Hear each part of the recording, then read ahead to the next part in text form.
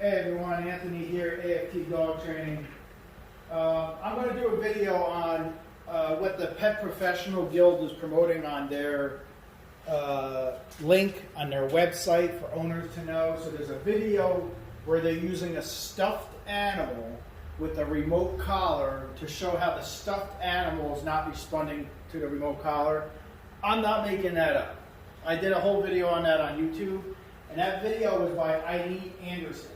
So I'm going to show you how using a clicker sometimes does not work on every dog. So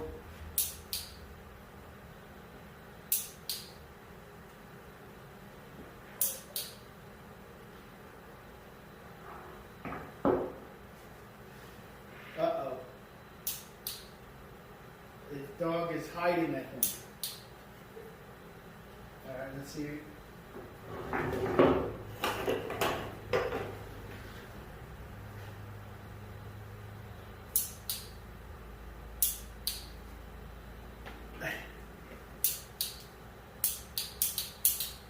Maybe a lot more.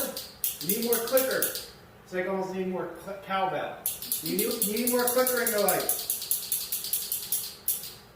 I mean, this is how freaking ridiculous this is, man. Are you? So Eileen Anderson does a video showing remote collar hurting a dog, a stuffed animal. I am going to pause this and bring in my dog on remote collar, and we're going to see on a real dog how the remote collar works. You obviously see this has to be backed by science and evidence, right? The dog's.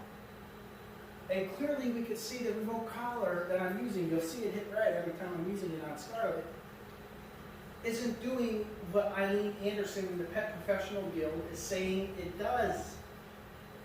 Scar, come. Good girl. Scar, sit. Good girl. Scar, down. Good girl. I'm taking treats and throwing them on the ground here. Scar, break. Happy dog. So, what is the Pet Professional Guild and Eileen Anderson's end goal? Propaganda. Right? Ban remote collar and prong collars because they work, and there's no repeat customer needed because the amount of money behind that is they want repeat customers. To the positive only, force-free dog trainers. Scar, come. Good. Scar, please. Scar, down. All right. These are facts.